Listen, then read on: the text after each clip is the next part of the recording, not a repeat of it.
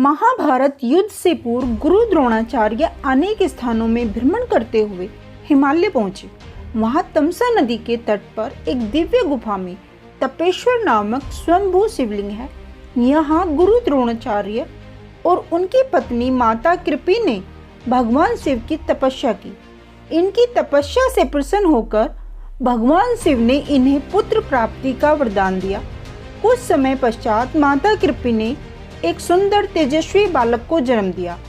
जन्म होते ही अश्वत्थामा की मस्तक पर अमूल्य मणि विद्यमान थी, जो कि उसे दैत्य, दानव, शस्त्र, व्याधि, देवता, नाग आदि से निर्भय रखती थी। भगवान शिव से प्राप्त उस शक्तिशाली दिव्य मणि ने अश्वत्थामा को लगभग अजर और अमर बना दिया था। महाभारत युद्ध के समय गुरु द्रोणाचार्य जी ने हस्तिनापुर राज्य के प्रति निष्ठा होने के कारण कौरवों का साथ देना उचित समझा। अश्वत्थामा भी अपने पिता की तरह शास्त्र और शस्त्र विद्या में निपुण थे। अश्वत्थामा ने द्रोणाचार्य वध के पश्चात अपने पिता के निर्मम वध का प्रतिशोध लेने के लिए पांडवों पर नारायण अस्त्र का प्रयोग किया, जिसके समक्ष समस्त पांडवों ने शस्त्र समर्पित कर दिए। अश्वत्थामा छिपकर पांडवों के शिविर में पहुंच गया और नियमों के विरुद्ध काल रात्रि में पांडवों के शेष वीर महारथियों का वध कर डाला। केवल यही नहीं, उसने पांडव और द्रौपदी के सभी 5 पुत्र का भी वध कर दिया। पुत्रों के वध से शोकग्रस्त द्रौपदी विलाप करने लगी। द्रौपदी के विलाप को सुनकर अर्जुन ने अश्वत्थामा का पीछा किया। अब अश्वत्थामा ने अर्जुन को लक्षित कर शक्तिशाली ब्रह्मास्त्र का प्रयोग कर दिया। अश्वत्थामा ब्रह्मास्त्र को चलाने से अनभिज्ञ था, छोड़ तो दिया, वापस लौटाना नहीं आता था। उस अति प्रचंड तेजोमय अग्नि को अपनी ओर आता देख अर्जुन ने भगवान कृष्ण से कहा कि हे जनार्दन, आप ही इस त्रिगुणमय सृष्टि का सृजन करने वाले हैं। सृष्टि के आदि अंत में आप ही शेष रहते हैं। श्री कृष्ण बोले, हे अर्जुन, तुम्हारे प्राण घोर संकट में है। इससे रक्षा के लिए तुम्हें भी अपने ब्रह्मास्त्र का प्रयोग करना होगा, क्योंकि अन्य कोई अस्त्र इसका सामना नहीं कर सकता। दोनों प्रलयकारी और विनाशकारी ब्रह्मास्त्र परस्पर भिड़ गए और प्रचंड अग्नि उत्पन्न होकर तीनों लोकों को तपाने लगी। उनकी लपटों से समस्त प्रजा तपने लगी। इस महाविनाश को देखकर वेदव्यास जी और नारद जी उनके सामने प्रकट हुए और उनसे अपने अपने विनाशकारी अस्त्र वापस लेने को कहा।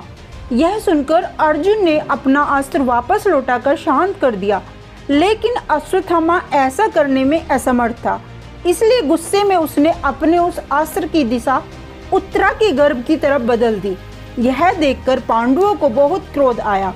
उन्होंने क्रोध में झपटकर अश्वत्थामा को पकड़कर बांध दिया।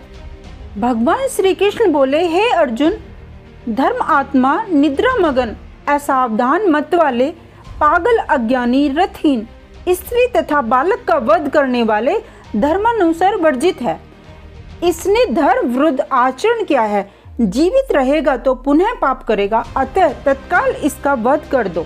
भगवान श्री कृष्ण ने अपनी योग माया के द्वारा उत्तरा के गर्भ को बचाया और अश्वत्थामा को श्राप दिया कि तुम अपने शरीर पर घाव लेकर युगों युगों तक जंगलों में भटकते रहोगे, परंतु तुम्हें मृत्यु तक नसीब नहीं होगी।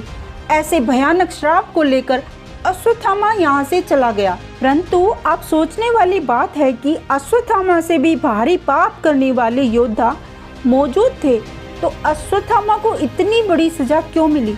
तो कई पुराण बताते हैं, जब कलयुग अपने अंतिम समय पर होगा, कलयुग का राक्षस कली पुरुष चारों ओर अधर्म फैला रहा होगा, तब भगवान विष्णु अपना अंतिम अवतार लेकर कल की अवतार लेंगे, जिनकी सहायता हेतु 7 चिरंजीवी कल की अवतार के साथ आएंगे, जिनमें से एक चिरंजीवी योद्धा होंगे अश्वत्थामा। वहीं बड़े बड़े ज्ञानी और पुराण बताते हैं कि भगवान श्री कृष्ण का अश्वत्थामा को श्राप देने मात्र एक जरिया था, लेकिन उनका उद्देश्य कुछ और ही था। कली पुरुष चारों युगों में सबसे शक्तिशाली राक्षस के रूप में जन्म लेगा, जिसके अंत हेतु कई शक्तियों की आवश्यकता होगी। इस बात का ज्ञान भगवान श्री कृष्ण को पहले से ही था। भगवान श्री कृष्ण ने अश्वत्थामा को श्राप दिया, जिससे अश्वत्थामा कली पुरुष का अंत करने में भगवान कल्कि अवतार की सहायता करेंगे। कहा जाता है कि एक समय ऐसा भी आएगा जब कली पुरुष की सेना से युद्ध लड़ने के लिए कल्कि भगवान को एक सेनापति की आवश्यकता पड़ेगी और उसकी कमी को पूरा करेंगे अश्वत्थामा। इसके साथ ही उनकी मणि उन्हें वापस मिलेगी, बल्कि अब अश्वत्थामा अधर्म का नहीं धर्म का साथ देंगे। यही एक कारण है कि हनुमान जी, परशुराम जी, कुल मिलाकर 7 चिरंजीवी आज तक जीवित हैं और उनके जीवित होने के सबूत भी मिलते हैं। जब कली पुरुष चारों तरफ अधर्म फैला देगा, चारों तरफ अंधकार होगा, उस समय कल्कि अवतार धरती पर जन्म लेंगे। भगवान परशुराम उन्हें शिक्षा प्रदान करेंगे और उसके बाद उनकी भेंट होगी अश्वत्थामा से। वीडियो अच्छा लगे तो लाइक, सब्सक्राइब